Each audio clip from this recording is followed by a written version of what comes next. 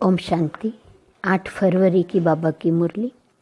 मीठे बच्चे, सदा याद रखो कि हम ब्राह्मण चोटी हैं, पुरुषोत्तम बन रहे हैं तो हर्षित रहेंगे। अपने आप से बातें करना सीखो तो अपार खुशी रहेंगी। प्रश्न: बाप की शरण में कौन आ सकते हैं? बाप शरण किसको देते हैं? उत्तर: बाप की शरण में वही आ सकते हैं जो पूरा पूरा नष्ट मोहा हो, जिनका बुद्धि योग सब तरफ से टूटा हुआ हो, मित्र संबंधियों आदि में बुद्धि की लागत न हो, बुद्धि में रहे मेरा तो एक बाबा दूसरा न कोई। ऐसे बच्चे ही सर्विस कर सकते हैं। बाप भी ऐसे बच्चों को ही शरण देते हैं। ओम शांति। यह है रूहानी बाप, टीचर, गुरु। यह तो बच्चे अच्छी रीति समझ गए हैं। दुनिया इन बातों को नहीं जानती। भल सन्यासी कहते हैं शिवो हम, तो भी ऐसे नहीं कहेंगे कि हम बाप, टीचर, गुरु हैं। वह सिर्फ कहते हैं शिवो हम तत्त्वम। परमात्मा सर्वव्यापी है तो हर एक बाप, टीचर, गुरु हो जाए, ऐसे तो कोई समझते भी नहीं। मनुष्य अपने को भगवान परमात्मा कहलाए, यह तो बिल्कुल ही रोंग है। बच्चों को जो बाप समझाते हैं वह तो बुद्धि में धारण होता है न। उस पढ़ाई में कितनी सब्जेक्ट होती हैं। ऐसे नहीं सब सब्जेक्ट स्टूडेंट की बुद्धि में रहती हैं। यहाँ जो बाप पढ़ाते हैं वह 1 सेकंड में बच्चों की बुद्धि में आ जाता है। तुम रचयिता और रचना के आदि मध्य अंत का ज्ञान सुनाते हो। तुम ही त्रिकालदर्शी व स्वदर्शन चक्रधारी बनते हो। उस जिस्मानी पढ़ाई में सब्जेक्ट बिल्कुल अलग है। तुम सिद्ध कर समझाते हो सर्व का सद्गति दाता वह एक ही बाप है। सभी आत्माएं परमात्मा को याद करती हैं, कहती हैं ओ गॉड फादर, तो जरूर बाप से वर्षा मिलता होगा। वह वर्षा खोने से दुख में आ जाते हैं। यह सुख दुख का खेल है। इस समय सभी पतित दुखी हैं। पवित्र बनने से सुख जरूर मिलता है। सुख की दुनिया बाप स्थापन करते हैं। बच्चों को बुद्धि में ये रखना है कि हमको बाप समझाते हैं। नॉलेजफुल एक बाप ही है। सृष्टि के आदि मध्य अंत का ज्ञान बाप ही देते हैं। और सभी धर्म जो स्थापन हुए हैं वह अपने समय पर आएंगे। यह बातें और कोई की बुद्धि में नहीं है। तुम बच्चों के लिए बाप ने यह पढ़ाई बिल्कुल सहज रखी है। सिर्फ थोड़ा विस्तार से समझाते हैं। मुझ बाप को याद करो तो तुम तमो प्रधान से सतो प्रधान बन जाएंगे। योग की महिमा बहुत है। प्राचीन योग भारत का गाया हुआ है, परंतु योग से फायदा क्या हुआ था यह किसको पता नहीं है। यह है गीता का वही योग जो निराकार भगवान सिखलाते हैं। बाकी जो भी सिखलाते हैं वह मनुष्य है। देवताओं के पास तो योग की बात ही नहीं। यह हठ योग आदि सब मनुष्य सिखलाते हैं। देवताएं न सीखते हैं न सिखलाते हैं। दैवी दुनिया में योग की बात नहीं। योग से सब पावन बन जाते हैं। वह जरूर यहाँ बनेंगे। बाप आते ही हैं संगम पर नई दुनिया बनाने। अभी तुम पुरानी दुनिया से नई दुनिया में बदली हो रहे हो। यह किसको समझाना भी वंडर है। हम ब्राह्मण चोटी हैं। सतयुग और कलयुग के बीच में है ब्राह्मण चोटी। इसको ही संगम युग कहा जाता है, जिसमें तुम पुरुषोत्तम बन रहे हो। यह बच्चों की बुद्धि में रहे कि हम पुरुषोत्तम बनते हैं तो सदैव हर्षित रहेंगे। जितना सर्विस करेंगे उतना हर्षित रहेंगे। बुद्धि में रहे हम पुरुषोत्तम बनते हैं तो भी हर्षित रहेंगे। फिर सर्विस करेंगे उतना हर्षित रहेंगे। कमाई करनी और करानी है। जितना प्रदर्शनी में सर्विस करेंगे तो सुनने वालों को भी सुख मिलेगा। अपना और दूसरों का कल्याण होगा। छोटे सेंटर पर भी मुख्य 5-6 चित्र जरूर चाहिए। उन पर समझाना सहज है। सारा दिन सर्विस ही सर्विस। मित्र संबंधियों तरफ कोई भी लागत नहीं होनी चाहिए। जो इन आँखों से देख रहे हो उन सब का विनाश होना है। बाकी जो दिव्य दृष्टि से देखते हो उनकी स्थापना हो रही है। ऐसे अपने से बातें करो तो तुम पक्के हो जाएंगे। बेहद के बाप से मिलने की खुशी होनी चाहिए। कोई राजा के पास जन्म लेता है तो कितना फखूर में रहता है। तुम बच्चे स्वर्ग के मालिक बन रहे हो, हर एक अपने लिए मेहनत कर रहे हैं। बाप सिर्फ कहते हैं काम चिता पर बैठ, तुम काले हो गए हो, अब ज्ञान चिता पर बैठो तो गोरे बन जाएंगे। बुद्धि में यही चिंतन चलता रहे। बल ऑफिस में काम करते रहो, याद करते रहो। ऐसे नहीं फुर्सत नहीं है, जितनी फुर्सत मिले रूहानी कमाई करो। कितनी बड़ी कमाई है। हेल्थ वेल्थ दोनों एक साथ मिलती हैं। एक कहानी है अर्जुन और भील की। ऐसे गृहस्थ व्यवहार में रहकर ज्ञान योग में अंदर वालों से भी तीखे जा सकते हैं। सारा मदार याद पर है। यहाँ सब बैठ जाएंगे तो सर्विस कैसे करेंगे। रिफ्रेश होकर सर्विस में लग जाना है। सर्विस का ख्याल रखना चाहिए। बाबा तो प्रदर्शनी में जा न सके क्योंकि बाप दादा दोनों इकट्ठे हैं। बाबा की आत्मा और इनकी आत्मा इकट्ठी है। यह वंडरफुल युगल है। इस युगल को तुम बच्चों के सिवाय कोई जान न सके। अपने को युगल भी समझते हैं, फिर भी कहते हैं मैं एक ही बाबा का सिकीलदा बच्चा हूँ। इस लक्ष्मी नारायण के चित्र को देखकर बहुत खुशी होती है। हमारा दूसरा जन्म यह है, हम गद्दी पर जरूर बैठेंगे। तुम भी राजयोग सीख रहे हो। एम ऑब्जेक्ट सामने खड़ी है। इन्हें तो खुशी है कि मैं बाबा का सिकीलदा बच्चा हूँ, फिर भी सदैव याद ठहरती नहीं और तरफ ख्यालात चले जाते हैं। ड्रामा का लॉ नहीं जो एकदम याद ठहर जाए और कोई ख्याल न आए। माया के तूफान याद करने नहीं देते। जानता हूँ हमारे लिए बहुत सहज है क्योंकि बाबा की प्रवेशता है। बाबा का नंबर 1 सिकीलदा बच्चा हूँ। पहले नंबर में राजकुमार बनूंगा, फिर भी याद भूल जाती है। अनेक प्रकार के ख्यालात आ जाते हैं। यह है माया। जब इस बाबा को अनुभव हो तब तो तुम बच्चों को समझा सके। यह ख्यालात बंद तब होंगे जब कर्मातीत अवस्था होंगी। आत्मा संपूर्ण बन जाए फिर तो यह शरीर रह न सके। शिव बाबा तो सदैव प्योर ही प्योर है।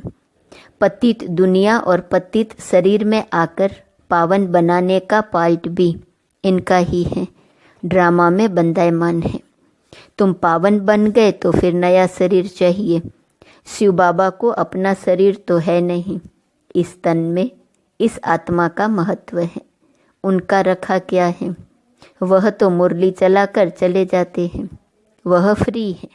कभी कहाँ चले जाएंगे। बच्चों को भी फील होता है कि यह शिव बाबा मुरली चला रहे हैं। तुम बच्चे समझते हो हम बाप को मदद करने के लिए इस गॉडली सर्विस पर खड़े हैं। बाप कहते हैं हम भी अपना स्वीट होम छोड़कर आए हैं। परम धाम अर्थात परे ते परे धाम है मूल वतन।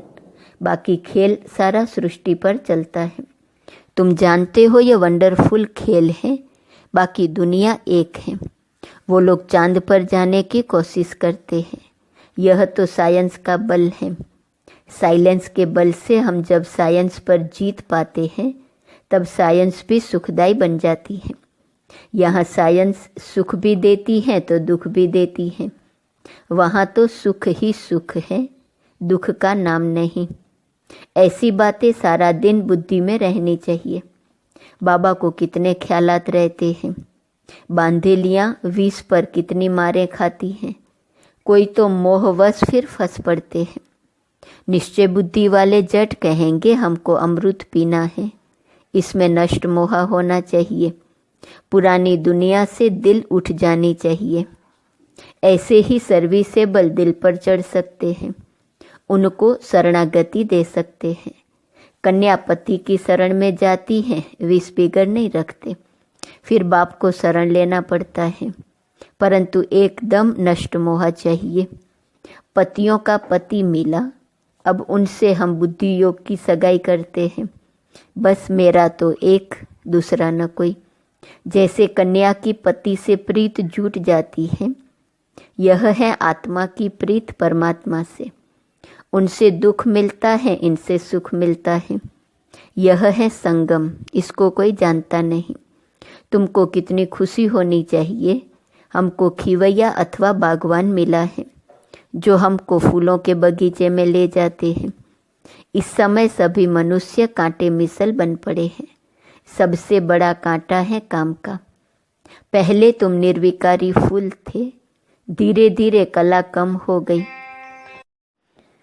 अब तो बड़े कांटे हो गए हो। बाबा को बबुलनाथ भी कहते हैं। तुम जानते हो असली नाम शिव है। बबुलनाथ नाम रखते हैं क्योंकि कांटों को फूल बनाते हैं। भक्ति मार्ग में बहुत नाम रखते हैं, वास्तव में नाम एक ही शिव है। रुद्र ज्ञान यज्ञ व शिव ज्ञान यज्ञ बात एक ही है। रुद्र यज्ञ से विनाश ज्वाला निकली और श्री कृष्णपुरी अथवा आदि सनातन देवी देवता धर्म की स्थापना हुई। तुम इस यज्ञ द्वारा मनुष्य से देवता बनते हो।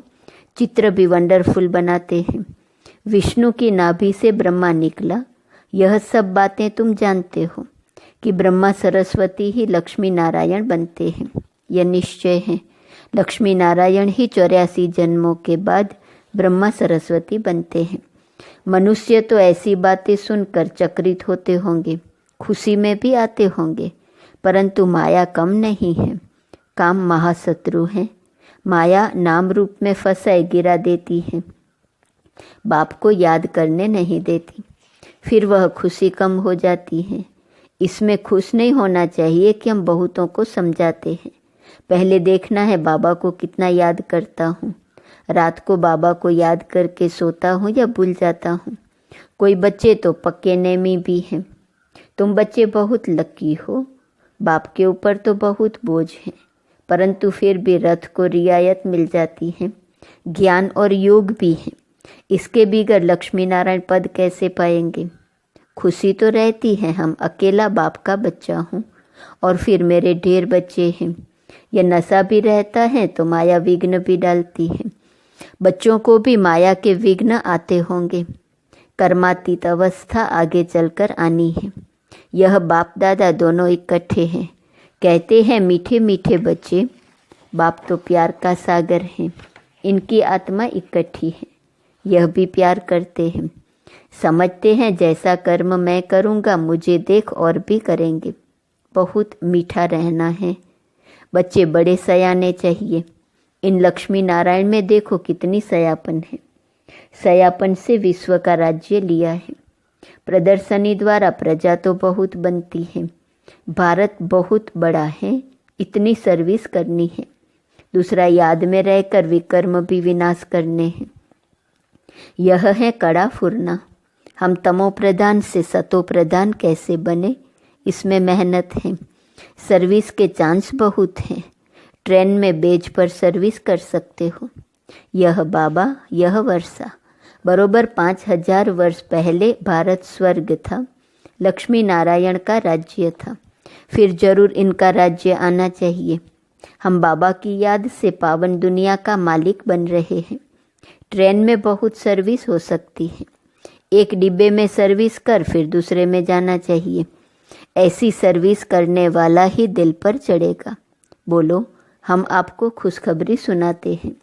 तुम पूज्य देवता थे, फिर 84 जन्म ले पुजारी बने, अब फिर पूज्य बनो। सीढ़ी अच्छी है, इनसे ही सतो रजो तमो स्टेज सिद्ध करनी है। स्कूल में पिछाड़ी में गैलप करने का शौक होता है। अब यहाँ भी समझाया जाता है जिन्होंने टाइम वेस्ट किया है उन्हों को गैलप कर सर्विस में लग जाना चाहिए। सर्विस के मार्जिन बहुत है। सर्विसेबल बच्चियाँ बहुत निकलनी चाहिए जिनको बाबा कहाँ भी भेज दे। मंदिरों में सर्विस अच्छी होंगी। देवता धर्म वाले जट समझेंगे। गंगा स्नान पर भी तुम समझा सकते हो तो दिल पर लगेगा जरूर। अच्छा, मीठे मीठे सिकिलदे बच्चों प्रति माता पिता बाप दादा का याद प्यार और गुड मॉर्निंग। रूहानी बाप की रूहानी बच्चों को नमस्ते। रूहानी बच्चों की रूहानी बाप को नमस्ते नमस्ते नमस्ते। धारणा के लिए मुख्य सार। पहली पॉइंट, सदा हर्षित रहने के लिए रूहानी सर्विस करनी है, सच्ची कमाई करनी और करानी है, अपना और दूसरों का कल्याण करना है, ट्रेन में भी बेज पर सर्विस करनी है। दूसरी पॉइंट, पुरानी दुनिया से दिल हटा लेनी है, नष्ट मोहा बनना है, एक बाप से सच्ची प्रीत रखनी है। वरदान, संगम युग के महत्व को जान, हर समय विशेष अटेंशन रखने वाले हीरो पार्टधारी भव। हर कर्म करते हुए सदा यही वरदान स्मृति में रहे कि मैं हीरो पार्टधारी हूँ, तो हर कर्म विशेष होगा, हर सेकंड, हर समय, हर संकल्प श्रेष्ठ होगा। ऐसे नहीं कह सकते कि यह तो सिर्फ 5 मिनट साधारण हुआ। संगम युग के 5 मिनट भी बहुत महत्व वाले हैं। 5 मिनट 5 साल से भी ज़्यादा है, इसलिए हर समय इतना अटेंशन रहे। सदा का राज्य भाग्य प्राप्त करना है तो अटेंशन भी सदा काल का हो। स्लोगन, जिनके संकल्प में दृढ़ता की शक्ति है उनके लिए हर कार्य संभव है। आज का स्वमान, मैं मधुर सो निर्माण हूँ। अव्यक्त इशारे की पॉइंट 8 फरवरी। आपके मधुरता के बोल, मधुर बोल के वाइब्रेशन स्वतः ही सबको अपनी ओर आकर्षित करेंगे।